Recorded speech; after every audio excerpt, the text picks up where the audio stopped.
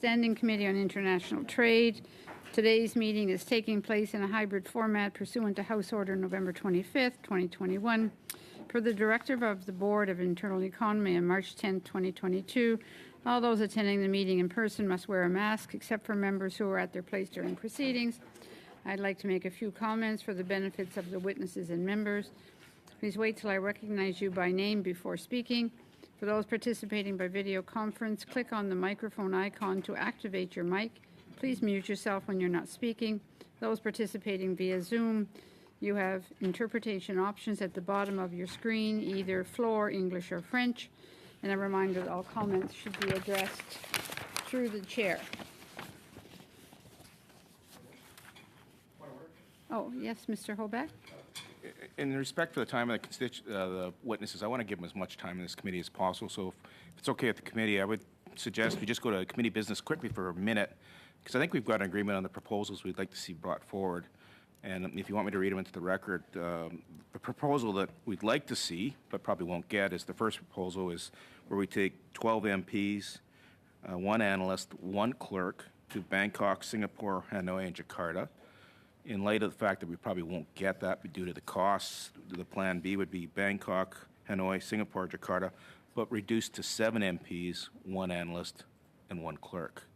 And I think there's consent around here that that would be okay for you to take forward to the committee.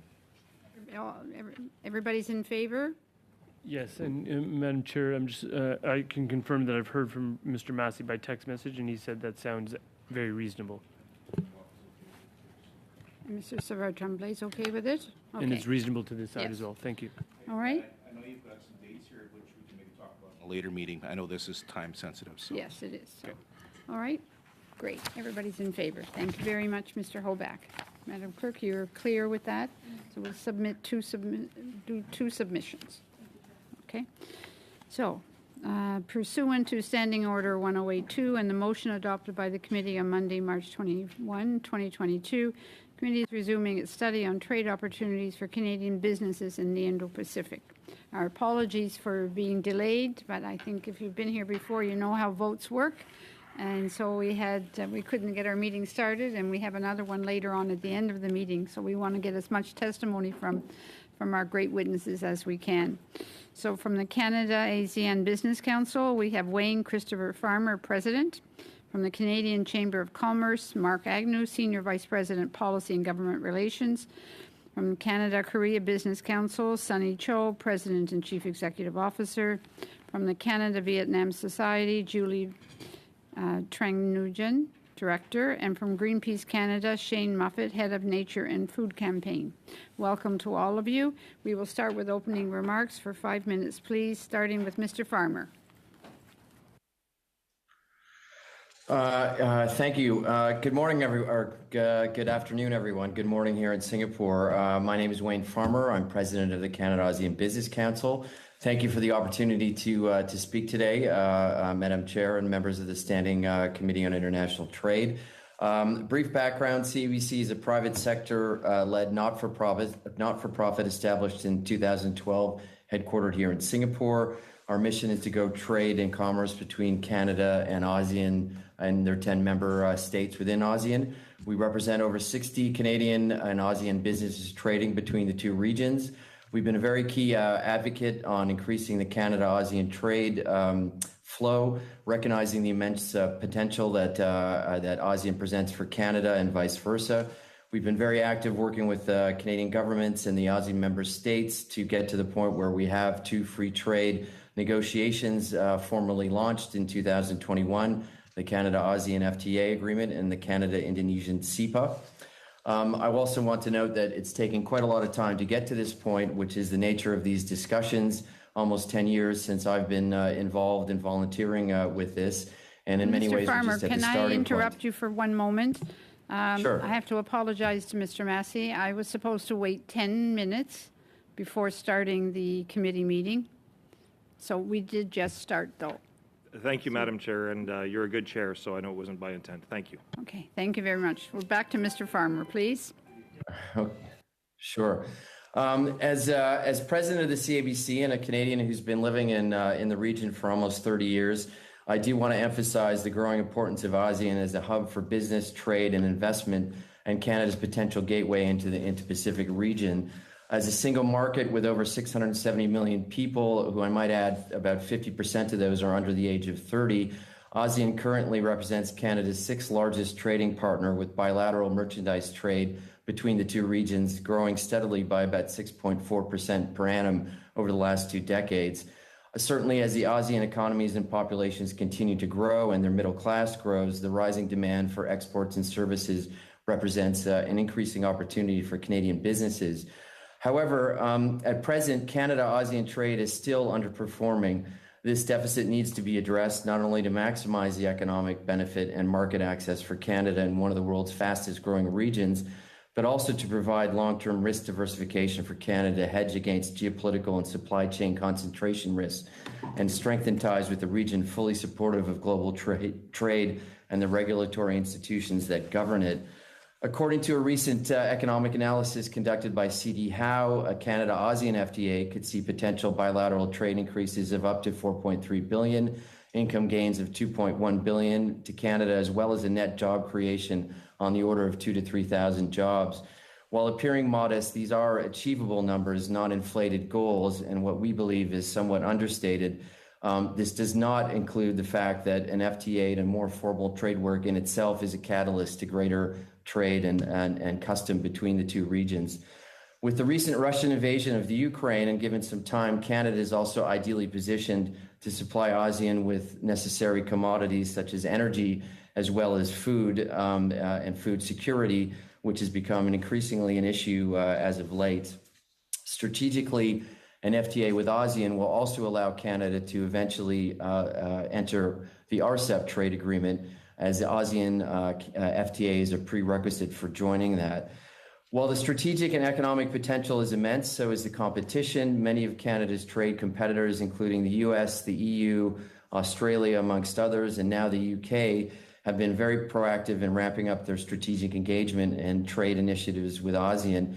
It is hugely successful accomplishment to recent Canadian governments and to the work of Global Affairs Canada that given our smaller current economic engagement and footprint with ASEAN compared to these nations, that we are positioned where we are on ASEAN's list of priorities.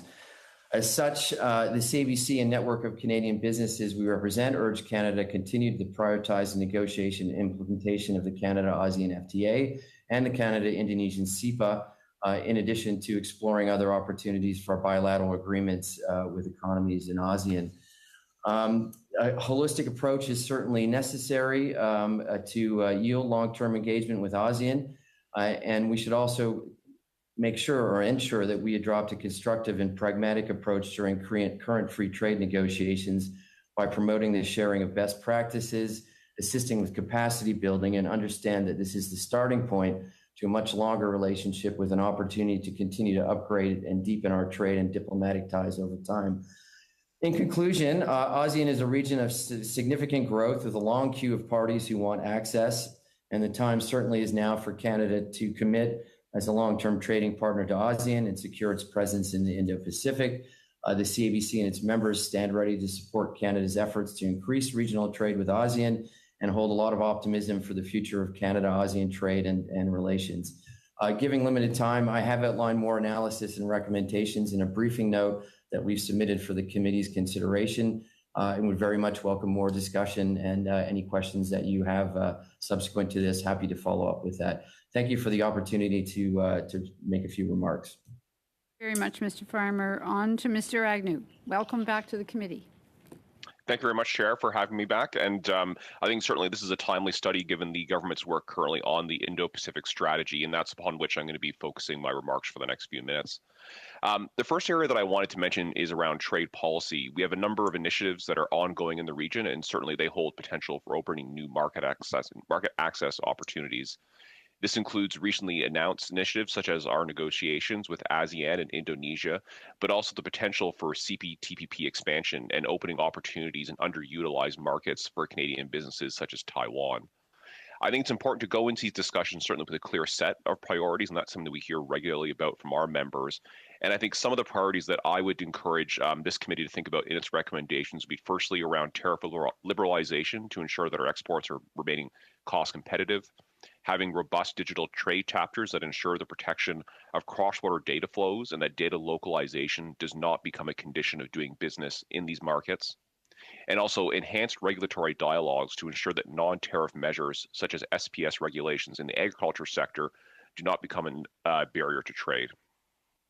Certainly also in the context of CPTPP specifically, we encourage the government to maintain the high standards of the agreement and not water down its provisions when they're looking at potential accession countries in the negotiation process. The second area, of course, for the Indo-Pacific strategy in the Indo-Pacific region, of course, is China. And although the government has committed to delivering a, quote, Indo-Pacific strategy, the elements that pertain to China will certainly be quite critical for the Canadian business community. And I think it's important to be clear-eyed, not only, of course, about the size of the market, but also the geopolitical challenges that are posed by China. And how we engage with China needs to be balanced intelligently and certainly anchored also around cooperation with our allies in engaging with Beijing. The third consideration kind of goes back to what I said a moment ago around focus.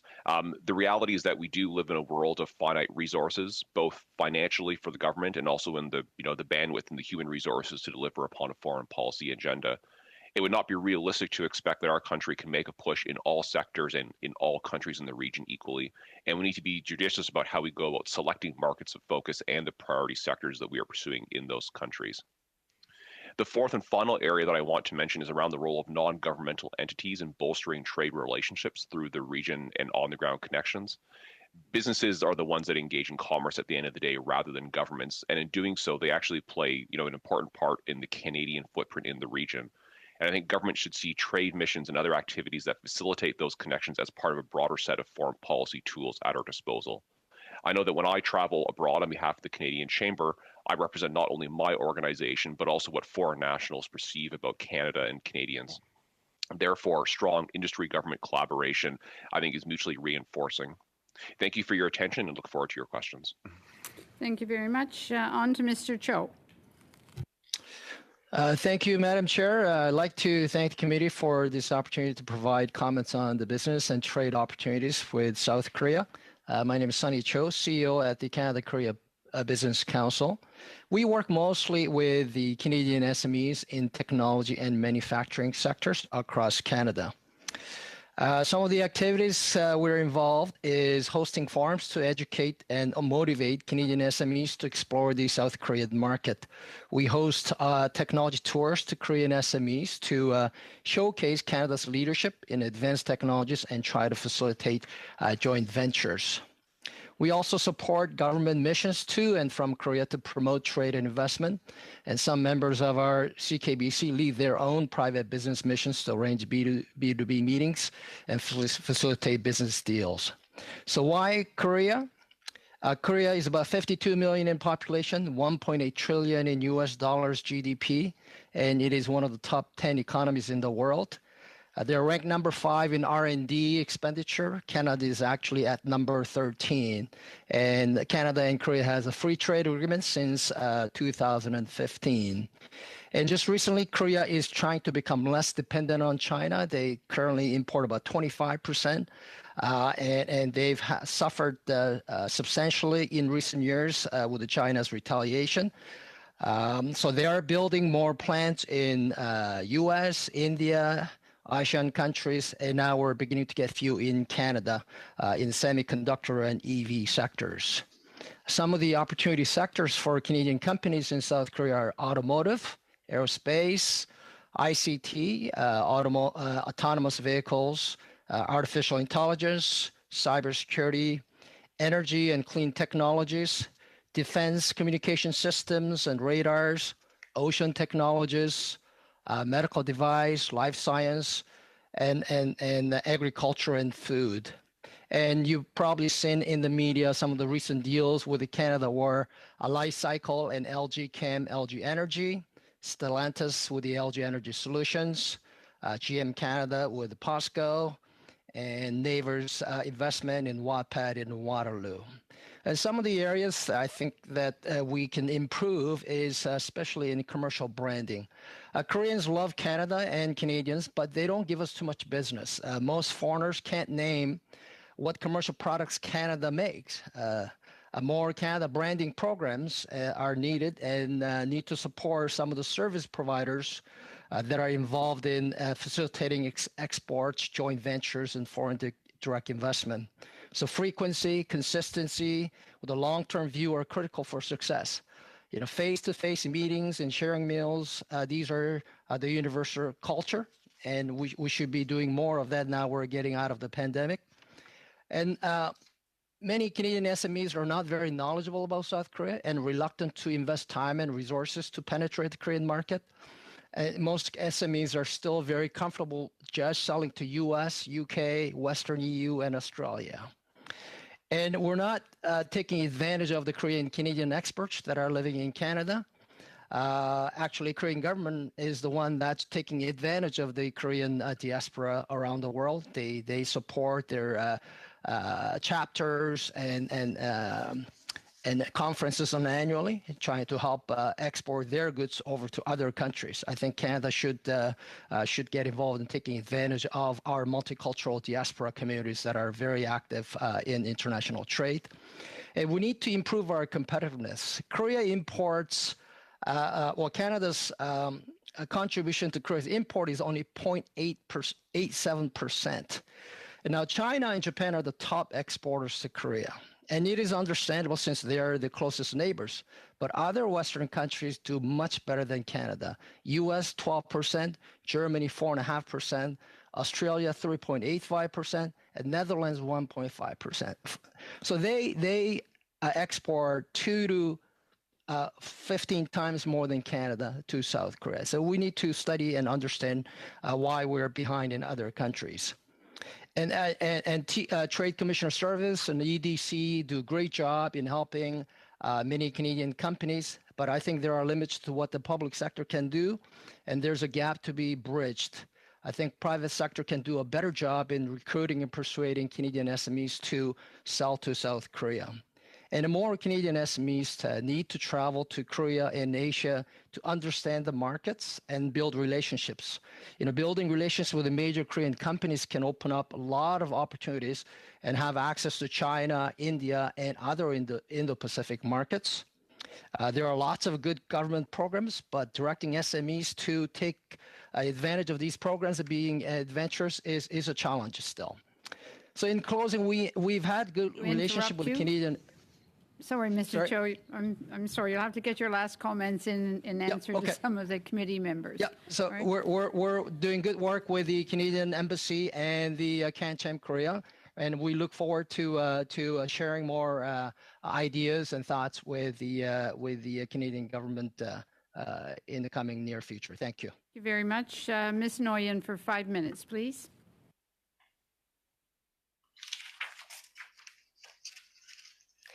Yes, good afternoon. On behalf of the Canada-Vietnam Society, I would like to thank the House of Commons Standing Committee on International Trade for inviting me to speak as the witness. Canada-Vietnam Society is a nonprofit organization with a mission to build a strong Vietnamese-Canadian community and to promote trade, education, and people-to-people links for the benefit of all Canadians. And our society has member associations, which include the Canada-Vietnam Trade Council, students associations, cultural and sports groups across Canada.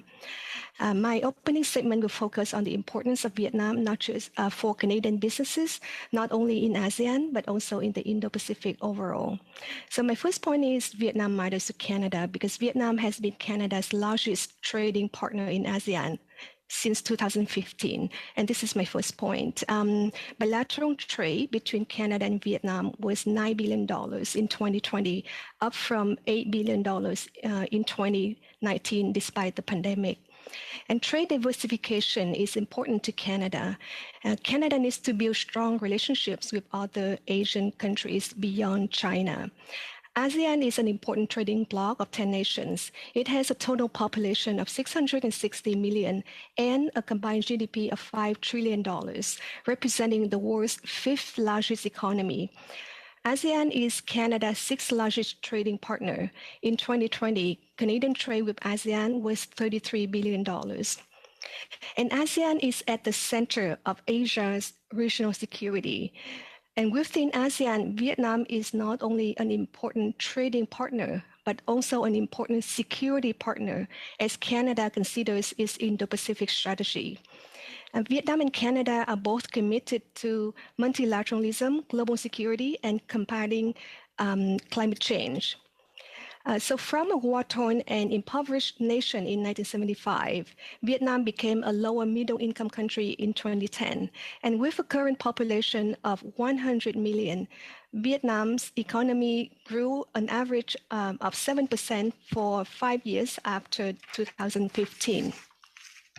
And when most of the world's economy shrank during the pandemic, Vietnam's economy grew an average of almost 3% over the last 2 years. Vietnam is expected to be an upper middle income country by 2030 and a high income developed country by 2045.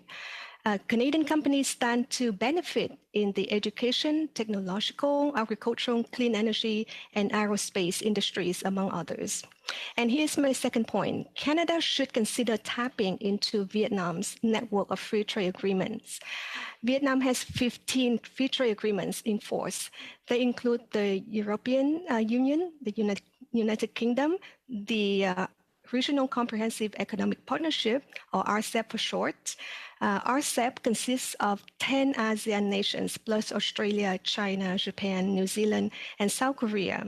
And taken together, Vietnam's free trade agreements will encompass 60 economies that represent 90% of the world's GDP. And here's my third point. Canada and Vietnam have long-standing diplomatic relationships since 1973, and next year marks the 50th anniversary of that relationship. Both are members of the United Nations, La Francophonie, and the CPTPP. The Canada-Vietnam Comprehensive Partnership Agreement was signed by both governments in 2017.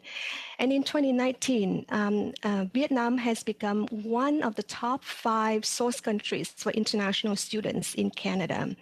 And Canada opened a military attaché office in Vietnam in 2020. Last January, the Canada-Vietnam Joint Economic Committee was established.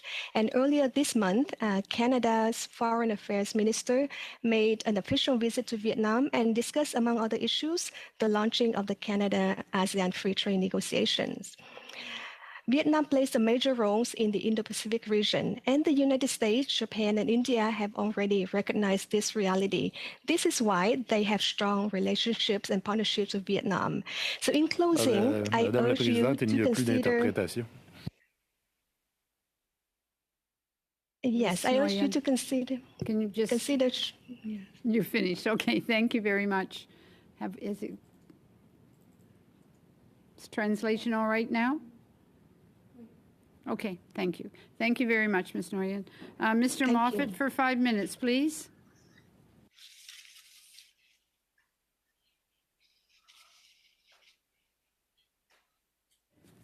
Thank you, Chair. It's a pleasure to be able to speak with you today, and I very much appreciate the opportunity. I'm speaking from Tikaranto on the traditional territories of the Haudenosaunee, the Anishinaabe, the Huron-Wendat, the Chippewas, and the Mississaugas of the Credit. Greenpeace is a global campaigning organization with a mission to maintain life on Earth in all its diversity. We comprise 26 independent regional organizations with a presence in over 55 countries around Europe, Africa, the Americas, Asia, and the Pacific. This includes an incredible team of people working on the ground with Greenpeace Indonesia, as well as Greenpeace Canada, where we were founded over 50 years ago. Since then, we have invested significant resources exposing the risky commodities driving deforestation and human rights violations around the world. Palm oil, unsurprisingly, comes in near the top of the list. Palm oil is made from the fruit of oil palm trees, which come from West Africa originally, but were brought to Southeast Asia in the 1960s. It's found in many of the products that we use every day: shampoo, bread, toothpaste, chocolate, and even laundry detergent. Palm oil is grown in many tropical countries, although Indonesia is the largest producer in the world by far. Palm oil can be produced sustainably, but a lot of it isn't. The problem lies with where and how it is grown. To make way for palm oil plantations, huge areas of rainforest are torn down by bulldozers or burned to the ground. Most Indonesian oil palm plantations are on the islands of Sumatra and Borneo, where forest destruction has pushed all 3 species of orangutan to critically endangered status. Borneo has lost nearly 150,000 orangutans over the last 16 years. In Indonesia, the palm oil industry is estimated to have caused 2.3 million hectares of deforestation between 1995 and 2015. Deforestation is also a major contributor to climate change. Clearing forest releases enormous amounts of carbon, and with fewer trees, less carbon dioxide is then removed from the atmosphere. Oil palm plantations need dry land, so companies drain the forests and peatlands, making it very flammable. Our analysis revealed that between 1 and 2 million hectares of Indonesia's peatland burned between 2015 and 2018. More than 900,000 people in Indonesia suffered acute respiratory infections due to smoke haze from those 2019 fires. The Dayak people, one of Borneo's original inhabitants, heavily rely on the forest for their livelihood. Now, their culture and way of life are threatened. When we talk about risky commodities, however, it's not just palm oil. Rubber was among the top 5 exports from Indonesia to Canada in 2019. Rubber plantations have also been connected to deforestation and indigenous rights violations. Wood pulp was the 3rd largest export from Canada to Indonesia in 2019. This is a key component in writing paper, which is interestingly one of Indonesia's largest exports to Canada, the 5th largest that year. What's more, the largest wood pulp producer in Canada, Paper Excellence, is said to be owned by the Indonesian family business behind the Sinar Mas palm oil and pulpwood empire. Sinar Mas has a long track record of deforestation and social conflict. The logging industry in Canada is itself already under pressure for, quote, some of the worst forestry in the world, end quote, responsible for tremendous loss of biodiversity and massive greenhouse gas emissions from unsustainable logging. Both Greenpeace Canada and Greenpeace Indonesia have significant concerns with the proposed Canada-Indonesia trade agreement. Almost 50,000 Canadians have already voiced their opposition. We have identified 3 priorities for any deal. First, we need more transparency. Draft text should be shared with the public, and independent impact assessment should be conducted with the involvement of civil society. Second, the public deserves to know how any deal will align with the government's commitments under the United Nations Declarations on the Rights of Indigenous Peoples, the Convention on Biological Diversity, the Paris Agreement, and the most recent Glasgow Leaders Declaration to end deforestation. Clear goals embedded in the treaty text and annual progress reporting are essential.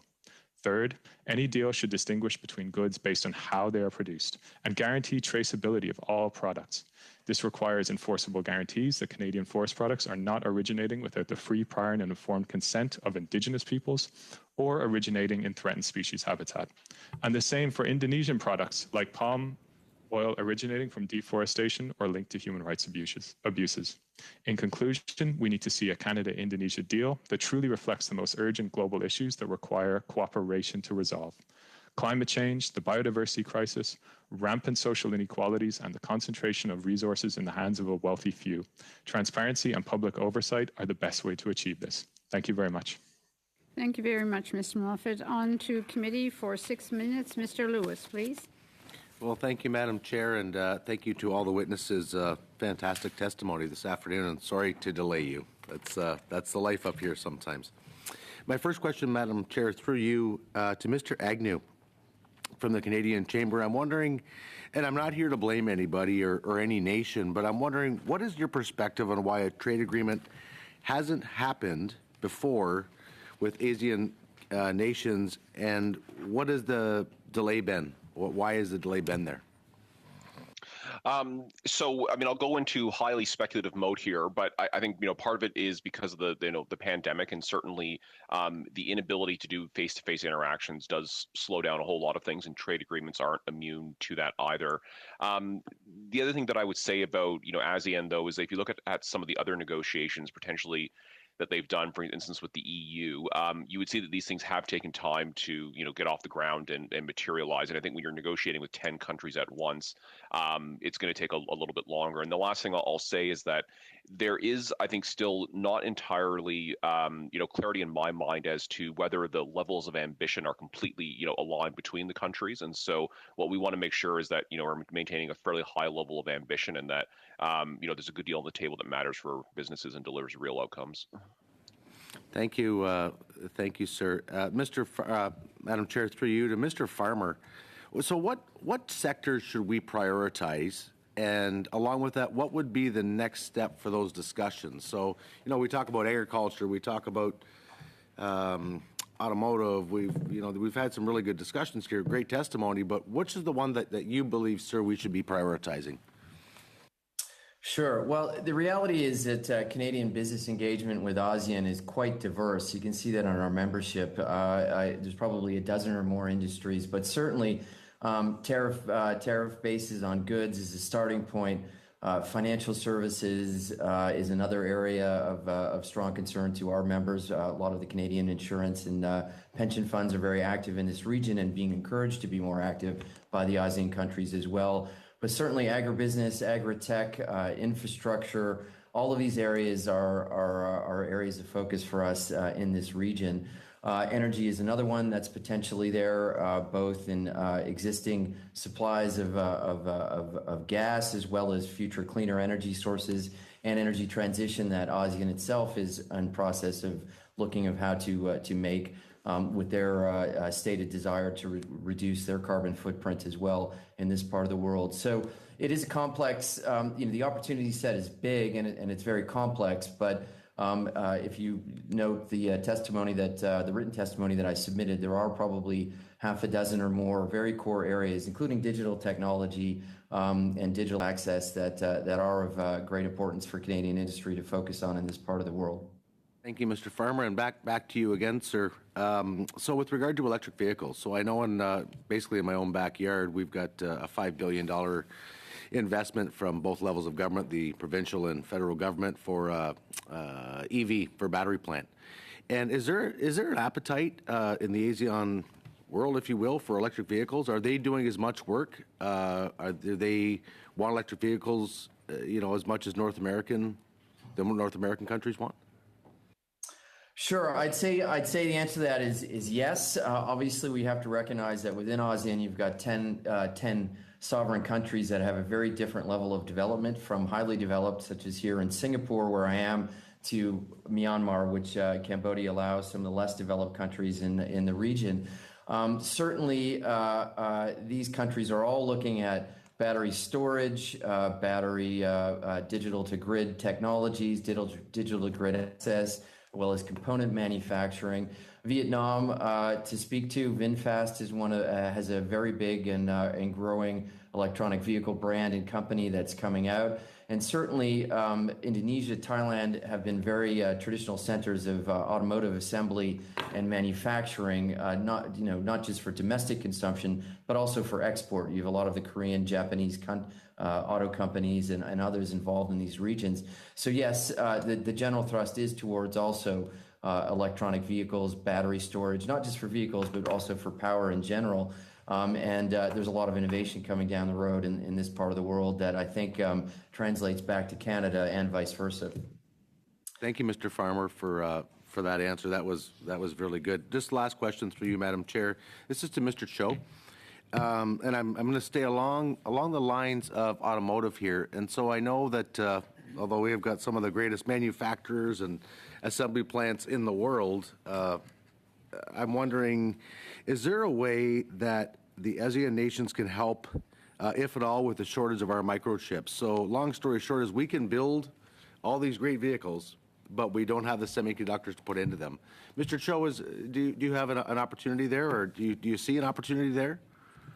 Yeah, I think there's lots of opportunities. I think we just have to have the government and the private sector work together and make more trips to meet with the decision makers. I think that they're not as knowledgeable about Canada's capabilities yet, but they're beginning to recognize that. So that's why they invested in Wattpad in Waterloo. They set up AI labs in Canada, both Toronto, Montreal, and Vancouver, and now they're building EV plants. The U.S. Convinced Korea that they need to become less dependent on China. That's why they are building semiconductor plants in the U.S., and we should get a share of that. That's because Americans have been much more aggressive than we have. Okay. Thank you very much. For 6 minutes, Mr. Raya, please. Thank you, Madam Chair. These discussions on the Canada's trade and investment relations with Asian countries is very important, especially in the context of Canada developing the Indo-Pacific strategy. We all know that for Canada, trade is very important. It accounts for 60 to 65% of our GDP. And we also know that the export companies provide high quality jobs with almost 40% higher salaries. So they provide quality jobs.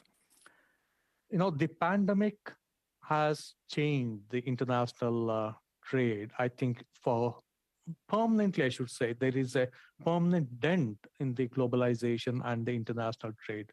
Protectionism has come up, and this Russian invasion of Ukraine, it has also going to make a major impact. Energy security has become very important for every country in the world. And for Canada, we need to diversify. Today, most of our trade is the US. Our companies are more comfortable dealing with the US North American market than looking beyond North America. This study we are conducting, this also includes India and Taiwan along with Asian countries. India is, of course, for Canada is a high priority trading partner. This year, we have formally relaunched a comprehensive economic partnership agreement to consider an interim agreement, whatever that means. Let's see how it goes.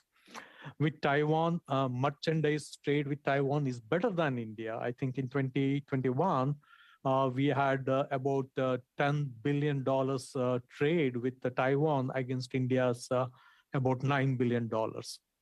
So Taiwan, as we all know, that it has applied for comprehensive progressive agreement for Trans-Pacific Partnership, CPTPP. And with Taiwan, this year we have begun exploratory discussions on foreign investment production agreement. And also we have agreed with Taiwan to work together to further promote the supply chain resilience. ASEAN countries are very important for diversification. Combined, they make up a very big number in terms of their size. I think combined their GDP, if I'm not wrong, in 2020, it was about $8 trillion and a combined population of around 670 million.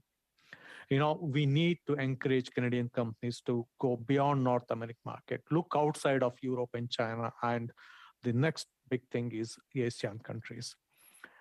As the Canada-Vietnam Society Director Julie Nguyen said, ASEAN countries are sixth largest trade partner. I'm glad to see that Canada-Vietnam Society is represented here. And it's good to hear the views of Mr. Farmer, of the President of Canada ASEAN Business Council, with his feet on the ground there. His perspective is very important for us. I did note that he mentioned that Canada can be supplier of energy and food to these countries, which is very important. And the Canada-Korea Council Chair, Sonny Cho, it's so nice to see you. I was the previous co-chair of Canada-Korea Parliamentary Friendship Group. I know the investments South Korea has done in Canada in semiconductors and electrical vehicles sectors. It's good. But, as I said, ASEAN as a whole is very important. Recently, I met ambassadors of Brunei, Indonesia, and Malaysia. In fact, later today, I'm scheduled to meet Indonesian ambassador and an Indonesian delegation of officials and private sector leaders from energy, finance, mining, and transportation sectors who are interested in expanding their business in Canada. My question is to Mr. Farmer, Ms. Julie Nguyen, and Sonny Cho. Same questions to all three of you because of the time restrictions, limitations. Please answer in under 1 minute each. Tell us what are the three important things Canada should do or Canada should change or modify to improve trade relations between Canada and ASEAN countries. Mr. Farmer, you can go first. Hi, thank you for that. I think, well, in many ways, we're doing that already. Certainly, a formal trade framework will help encourage and get us to a level playing field with some of our competitors in the region. And that's started and well under progress, and we need to maintain the momentum on that. I think the second thing, which is more challenging, is ensuring that once we do have these trade frameworks in place, to continue to encourage Canadian business to take advantage of them, which requires a lot of coordination amongst the resources that we have. There's often a complaint that we don't have enough resources on these problems, but in fact, I think we do have a tremendous amount of resource. It's just we're not always very coordinated with the left hand and the right hand on getting a clear picture to Canadian business on what the opportunity set is there and what are the resources that they can take advantage of in accessing these markets.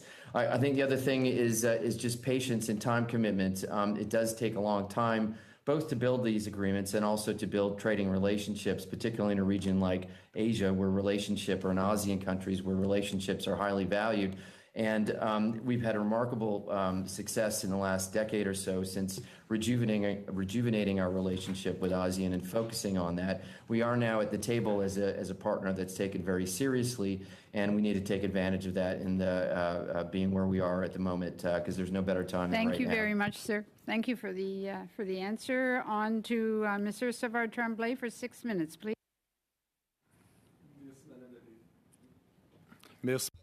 Thank you, Chair, and good evening to my colleagues and all the witnesses.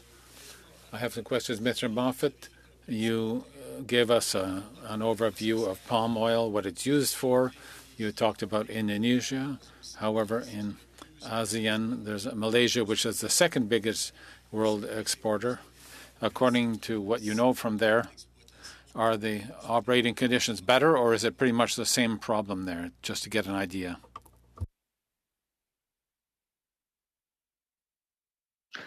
Thank you. My understanding is that the environmental challenges regarding palm oil production are very similar, both in Indonesia and in Malaysia, and they have shared challenges related to deforestation and monopoly of production by a relatively small number of individuals. Thank you. And to your knowledge, are there any other countries like that in the Indo-Pacific region where that is also an issue? Even if we're talking about the two main exporters to start with, are there any other major producers in that area? I'm most familiar, I must say, with Indonesia in particular and Malaysia. My understanding is that between those two countries, they comprise a very significant majority of the global production of palm oil. In terms of other commodities within the region, I think that the concerns that I've raised regarding commodity production in a manner that supports local communities, respects indigenous rights, enables small farmers.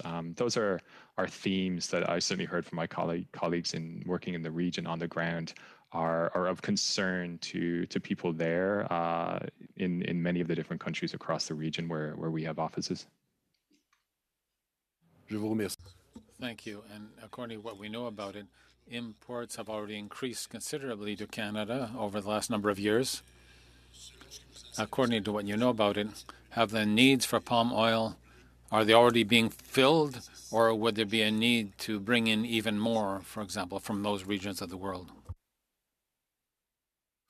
My understanding is that palm oil imports have increased roughly 1,600% over the past 20 years. So that's a huge increase. One of our concerns is that this deal would potentially open up the marketplace for a spike in those imports and further drive the connection between imports into Canada and deforestation and some of the Indigenous rights violations that I've described. So certainly we see that as a potential impact of this deal that we would be very concerned about.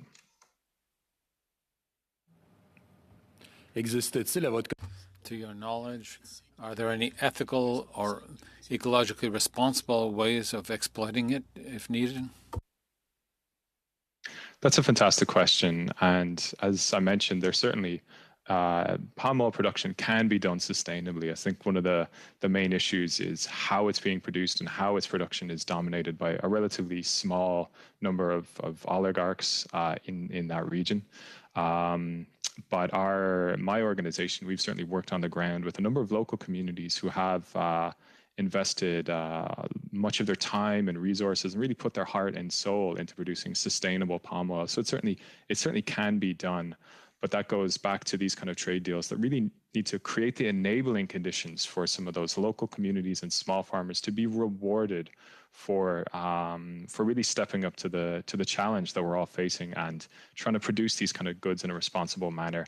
One of our concerns shared by Greenpeace Canada and Greenpeace Indonesia is that this deal would potentially reward some of those multinational corporations that are currently benefiting from a very destructive model of palm oil production, which is not to the benefit of those who are producing it sustainably. So, according to you, then, by means of the traceability you referred to and by certain means of investigation, we would have to restrict access to palm oil more as produced in those ways that are bad for the ecology in Canada and improve it if it's in ecologically responsible ways. Yes, that's exactly right. That's the kind of approach that we're certainly advocating for here in this deal.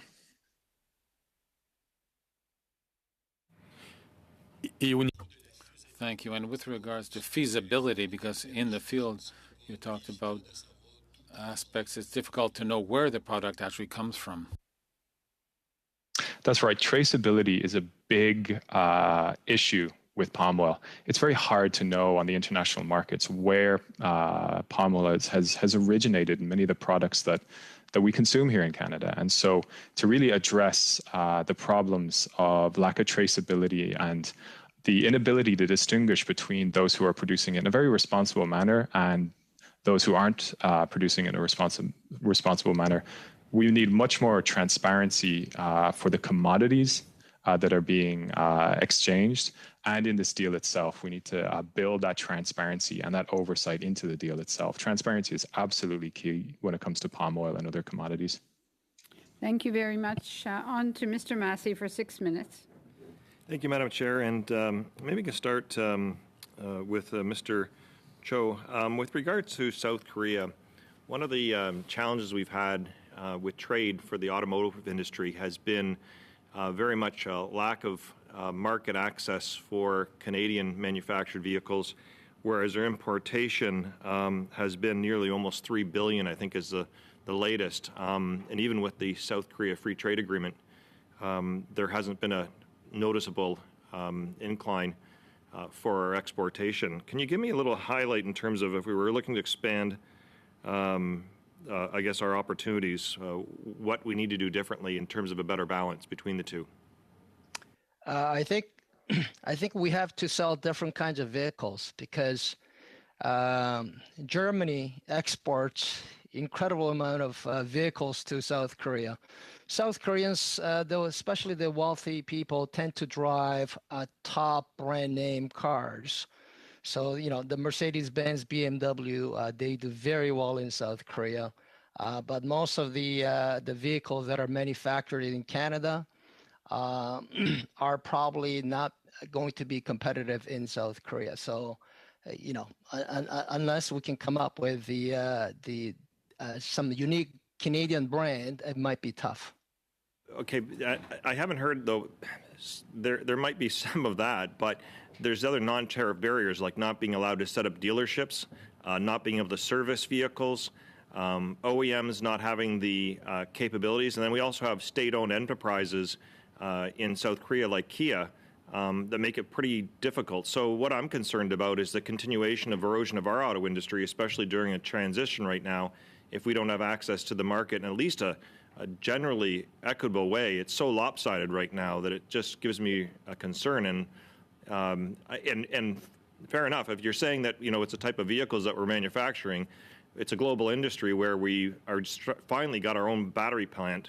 Finally now we're way behind, but it doesn't seem like much incentive for us to be able to expand that trade, but not having access to market that would be somewhat equitable. Like I'm just looking for more on what we can do because there's a joint ventureships. What can it be? searching for answers. Yeah, I mean, I agree with you, but it must be honest that we at the council, we're not the experts on those trade negotiation. I think we have the CKFTA, and I think it's our Canadian Embassy and the Trade Commission, the experts that have to keep negotiating further with the South Korean government. Of course, they are very protective in many sectors, not just in automotive. So that has to be done more at the government level. I don't think we can help you too much from our nonprofit council level there. That's very helpful, though. I'm saying that if Germans can sell a lot of cars to South Korea, maybe we need to study what Germany is doing that we're not doing. Yeah, Germany also has a interest in equity in their own state-owned automotive manufacturing as well too. When you look at Volkswagen, so I think that's one of the myths of the auto industry that we seem to don't wrestle with properly over here in Canada. But Mr. Agnew, maybe I can follow up with that. Is there, what other state-owned enterprises that we should be concerned as we're looking into expanding trade? Like we're going to run into this perhaps even with some of the technological sector, and I'd like to red flag, I guess, some of the state-owned enterprises that we'll have to compete with if we like to profess there's a free market society over here, but at the same time, when we go into trade operations with state-owned competitors, it becomes quite challenging.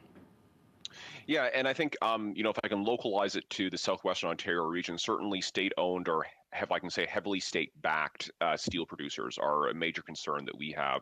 And as much as, our steel companies have the ability and the desire to compete, they can't do it against some of these companies that are not playing with the same commercial terms. They don't have to pay, the same financing terms when they take out a loan. And so that's something that I think is quite challenging for businesses, and that we want to make sure that what we call distortive industrial subsidies issue is being tackled front and center by the government when they're thinking about how to engage the region. Yeah, so, and I'm looking for structural, I guess, things that we can do in an agreement. As a New Democrat, I mean, here I am, advocating for some policy directive to deal with state-owned enterprises that we compete against, and we seem to ignore that in our trade agreements. We don't seem to even carve that out separately. But I mean, we talk about the environment, we talk about labor, and a series of things. Is there a model or anything else that the chamber might have with regards to how to deal with state-owned enterprises, or whether or not there's, I guess, a policy directive we can work on in the future? Because there's lots of different ones in here that I'm concerned about. Yeah, so I think there's a couple of different things that come to mind there. First is, of course, a lot of this is going to be done, if at all, at a multilateral level. So the question is, what leverage do we have in a bilateral, negotiation? One of the big challenges, I think, in the context of this sort of industrial subsidies is transparency. It's kind of hard to discipline something if you don't actually know what it is, and so that's something that I think we can take on in a bilateral context. The other thing too, sort of linked to this, is then, what is it that we want to do when it comes to looking at national security, interests? And when we're talking about, a domestic, steel industry, what level of steel industry is important to maintain for our own domestic industrial base? And then the third and final point is about reciprocal procurement market access. In trade agreements, you're giving and getting at the same time, and so we want to make sure that there's a balance of concessions that are made in the procurement chapter, because, of course, as you would know, for the infrastructure sector, a lot of steel gets used. I'm out of time, Madam Chair. In 6 seconds. 6 seconds. Okay, I'll just say thank you then. Thank you, Mr. A. 5 minutes. Thank you to the witnesses for being here with us today. My first question is for Mr. Agnew. First of all, I'd like to know what you think about a free trade agreement with ASEAN countries, if it would have a negative impact on our manufacturing sector, in your opinion. So I haven't, I don't have the economic analysis, to hand. I think certainly there will be sectors that do face competitive pressures, from lower tariffs on goods that would be coming into Canada. Absolutely. Hello. So if I can suggest this, how could we go about it to sign a good agreement while keeping the incentives for Canadian companies to maintain jobs here? So one of the things that we always say about trade agreements is that it's not just about the tariff rates that influence the decisions that companies make.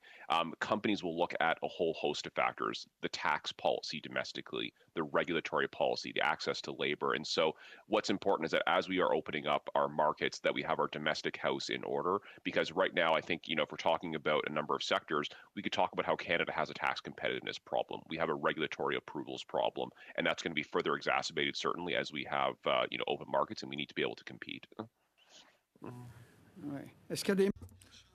Are there any members of the House that have specific issues in Southeast Asia and ASEAN? Because there are traceability issues that were not obvious in those countries and that make free trade agreements much less effective. Have you heard about anything about that? If I could ask the member for clarification, when you say traceability, it may have been lost in the interpretation. Are you talking about rules of origin, or are you talking about supply chain transparency? I'm talking about supply chain transparency. Yeah. So this is, I think, an interesting area of trade policy, and one that we hear about from our members is very difficult to actually do in practice with the sort of due diligence that a number of civil society groups are seeking for companies to implement. The reality is that a lot of a company's supply chain information is commercially proprietary information, and particularly for SMEs in Canada, they don't have the leverage in those relationships to be able to fully certify that due diligence has been undertaken. And so if there's going to be greater supply chain due diligence taken by companies here, the federal government has to play a role in providing information to help companies make informed choices. Thank you. So my next question is for Mr. Cho. First of all, my region is favorable to critical metals development such as tantalum, niobium, and phosphate from mafic sources, and vanadium.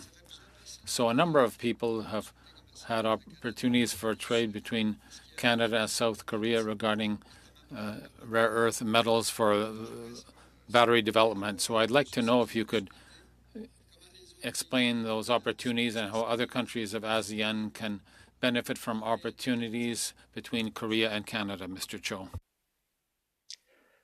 Yes, certainly. South Korea, being a very small country with a very limited natural resources, I think Canada is a very good strategic partner for them to access those critical minerals. And I think we can take advantage of the free trade agreement with South Korea. And major Korean corporations are global, and they have a lot of free trade agreements also with the other nations like China and Asian countries. So, we need the government to make more trips and work with the Korean government and some of the Korean conglomerates in stronger strategic partnerships on these critical minerals. My next question is for Ms. Nguyen. I hope I pronounced it correctly. In my region, we produce a lot of aluminum, and in fact, we have a new process for producing aluminum with no ecological footprint. So I'd like to know if there are any opportunities for that in Vietnam. Yes, thank you for your question. Again, our Trade Council is not an expert in aluminum, but in terms of environmental protection, Vietnam has a new environmental protection law which came into effect last January. And this law requires owners of factories to use the best available technology to control pollution and to limit environmental impact. And the law also defines residential communities as an essential part of the environment to be protected.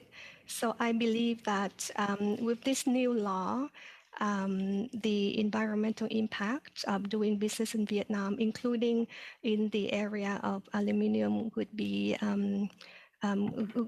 resolved. Thank you very much, Ms. Nguyen. On to Mr. Varani for 5 minutes.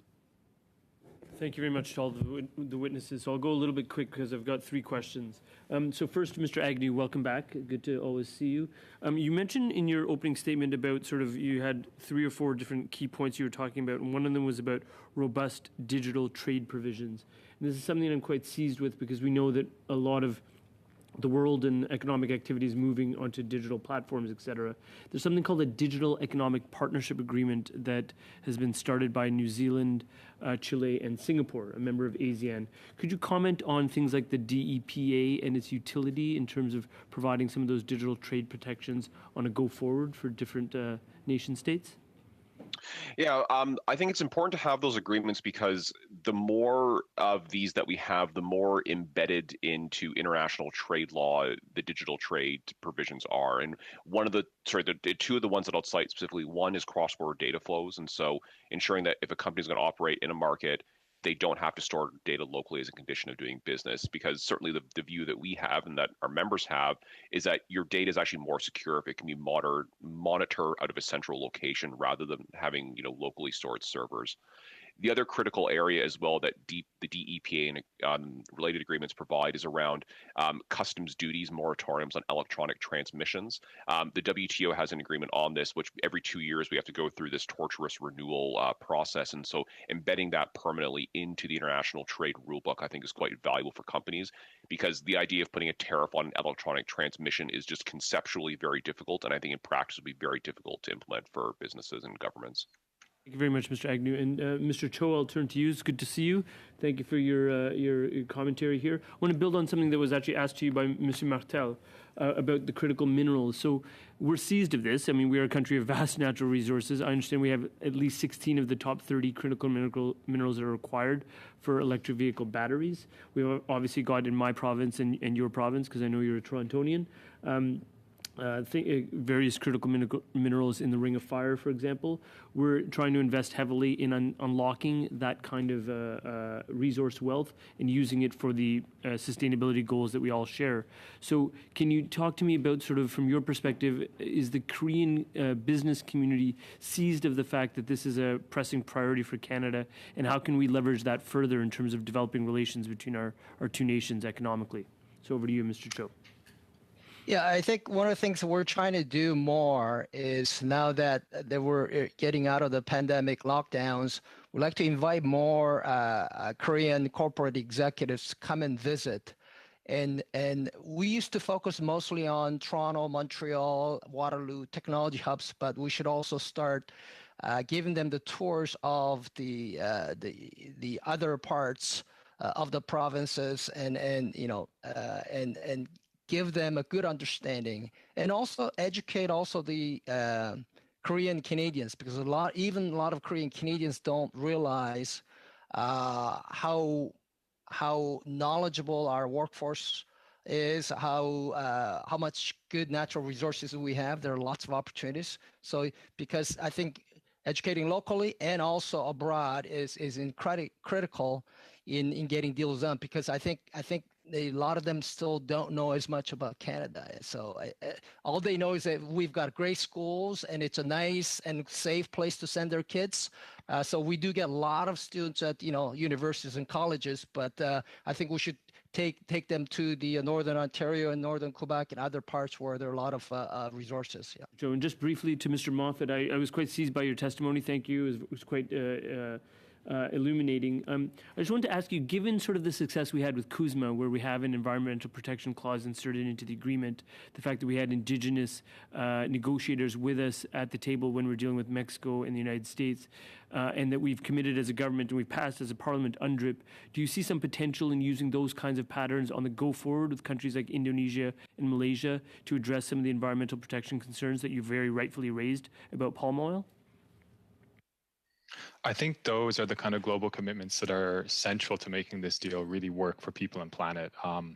As you'll no doubt be aware, Canadians care deeply about climate change, biodiversity loss, and Indigenous rights. And I think our position really is to ensure that in any trade deal, that our international commitments in those areas are aligned with the text of the deal and the consequences and the commodities that flow through that deal. Okay, thank you very much. On to Mr. Savard-Tremblay for 2.5 minutes. Thank you, Madam Chair. I would like to ask Mr. Farmer of the Canada-ASEAN Trade Council. You heard Mr. Moffat's concerns from Greenpeace about palm oil earlier, and it's an issue of less traceability, to have more. It's more to the advantage of big companies that do deforestation, and it could be done in a more ecologically responsible way for smaller companies, preferably. So based on your expertise on trade between the two regions, between Canada and that region, do you have any ideas? Have you been able to raise that issue? Well, I'm not a particular subject matter in palm, but it is a big industry here. But I would say in the last probably 7 to 8 years, perhaps a bit longer, the problems that Mr. Moffat outlined have been widely recognized, and certainly a lot of the multilateral financing institutions, the domestic financing institutions, as well as the buyers, people like Unilever and that, have taken tremendous steps forward to ensure that some of those issues are addressed in terms of more sustainable harvesting and growing and processing of palm. In fact, of tracing the source of their palm additives that go into their food products. So progress is being made. I think to point out that although there are a large number of big companies involved in this, they are very big employers of people in these countries and raising their living standards. I would argue that that greater engagement by Canada and other foreign countries that are the purchasers of these goods have consistently helped to improve the situation. There may be a little ways to go just yet, but I think having us at the table and working with Indonesian counterparts on these issues would only strengthen and improve the situation on the ground. So you consider that Canada could legitimately, to improve the situation, could be quite strict regarding the conditions under which it would agree to trade in that sector for that type of production? Look, I think we all share a concern for the environment and sustainable practices, both from a labor front as well, and I think our members of the council would echo that. As I said, oops, there's an echo there. As I said, I do believe that a lot of progress has been made, and certainly we want to get those points across in our negotiations with the Indonesians and with ASEAN on general agricultural labor practices in this part of the world. Very much. Mr. Massey for 2.5 minutes, please. Thank you, Madam Chair. And I just want to follow up as well, Mr. Moffat. What other types of challenges, the palm oil production is one that's getting a lot of attention, but are there others that you would flag that would be important? Absolutely. As I mentioned, rubber is a very significant import from Indonesia into Canada as well. There are other commodities. Writing paper, for example, is one of the top 5 imports from Indonesia into Canada.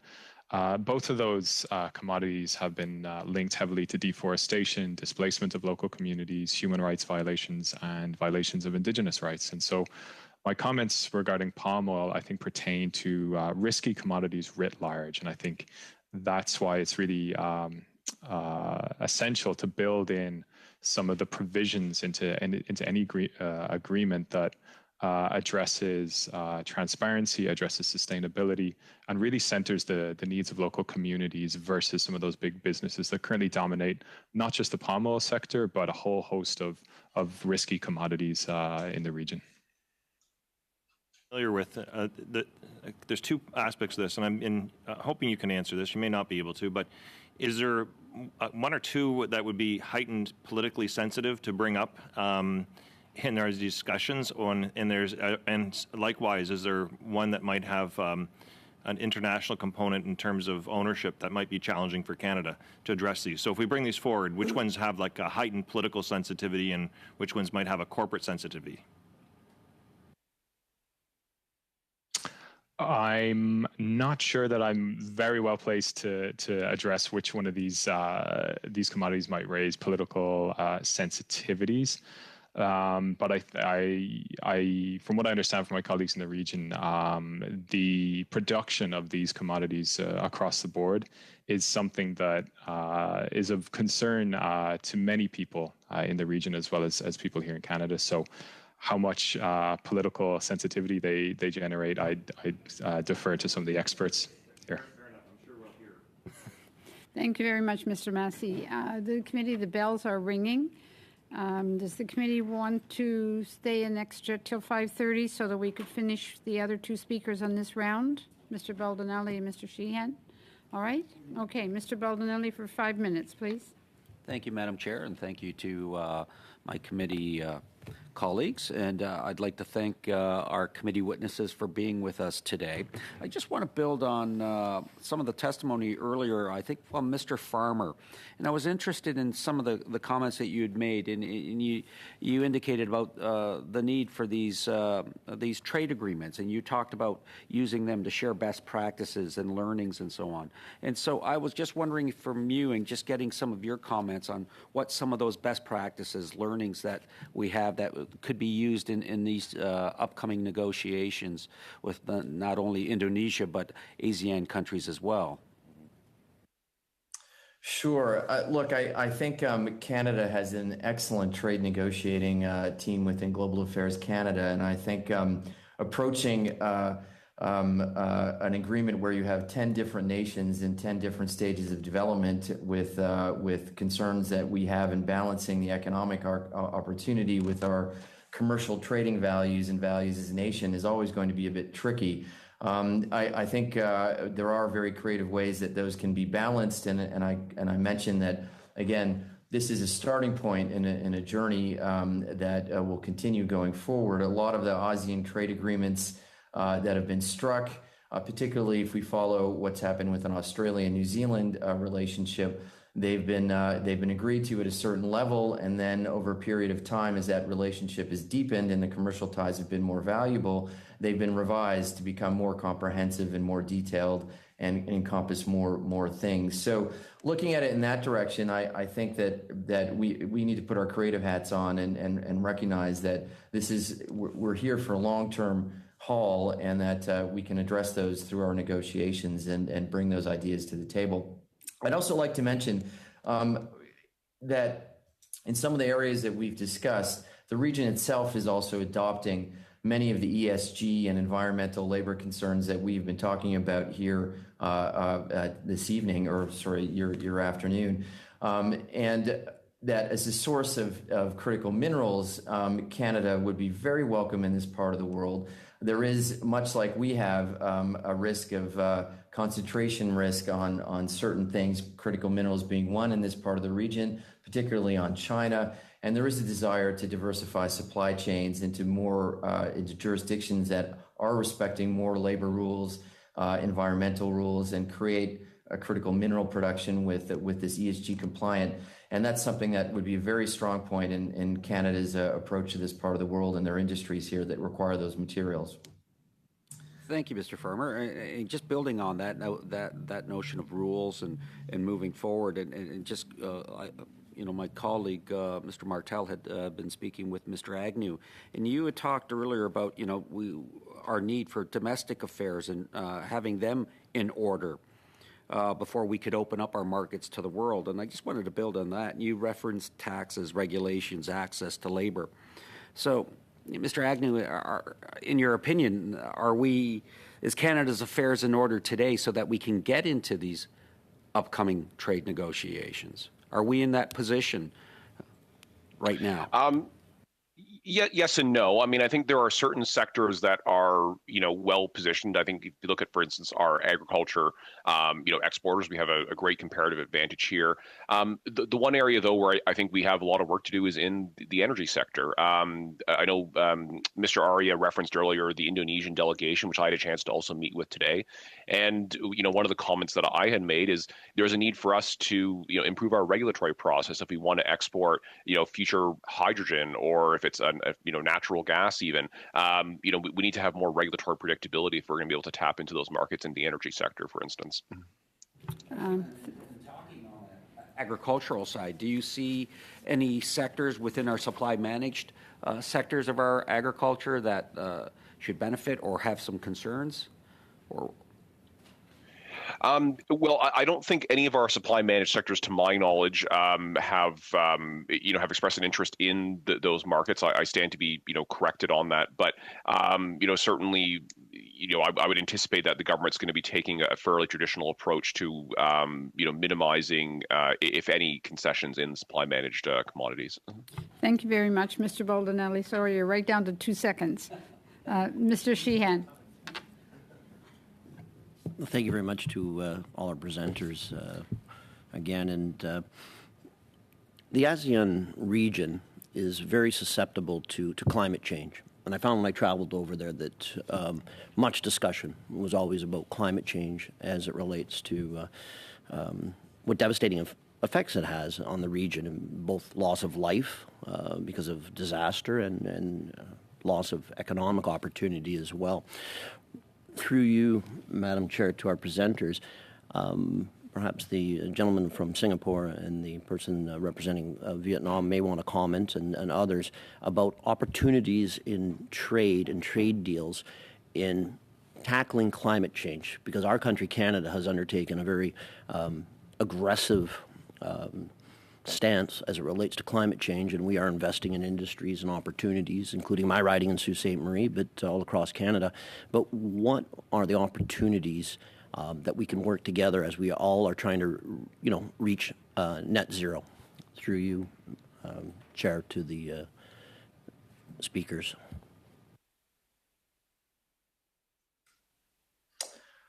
I guess I'll go first. Thank you. Look, it is a definite concern in this part of the world. I would say that there's a balance, particularly some of the developing nations in ASEAN, between bread and butter economic issues and people's livelihood with the resources necessary to spend on climate mitigation and change. But there is quite a bit of growing expertise in this part of the world, particularly here in Singapore. Climate change is a concern, and both in terms of rising water levels in the ocean, as well as rainwater and that sort of thing. And there's actually quite a bit of innovation that's been taking place. In addition, the sovereign wealth funds here, Temasek, GIC, as you probably know, are quite significant globally, and they have made, much like our pension funds in Canada, very strong commitments to climate change, both in investment in their existing portfolio and companies, which are not just in Singapore but globally, and having them adapt to this, as well as into new industries and new areas of technology that can be brought to bear. So I think there is quite a bit of collaboration that can exist in this region with the initiatives in Canada, and that'd be quite mutually beneficial to continue to push those. Thank you. I think I'm going to ask one more quick question, I think, because we're running out of time too as well, and to our representative from Vietnam. With Vietnam's history, very interesting history in the region, and they've emerged as a trade tiger over the last few years. And could you talk about some of the opportunities, some shared values that come to my mind is women in the workforce. Women have played a paramount role in Vietnam throughout its history, both in conflict but in the economy, as well as some of the history, because in Vietnam they speak many languages, but they also speak English and French. So perhaps to our rep from Vietnam, if you could expand on some of the opportunities that would be related to both our countries' efforts to maximize gender equity in trade deals and in trade matters, as well as our shared languages that we have. Yes, thank you for the question. It is true that both Canada and Vietnam are members of the La Francophonie, and this is a huge opportunity to build people-to-people links in order to take advantage of educational and cultural cooperation. As for the gender equality, we could take advantage of when we negotiate for the trade agreement to include a trade and gender chapter. So this is to mainstream gender by including gender-related provisions throughout a free trade agreement. So this is only one way among many ways that in Canada that we have used in seeking to promote access for women to trade and also to advance gender equality. And also other gender-related activities in free trade agreements. And Canada has also had many international development assistance projects to promote women-led businesses in Vietnam. So I could see that from the point of view of language and of gender equality, Canada and Vietnam have long history of cooperation, and this could be great opportunities for both countries. Thank you. Thank you very much.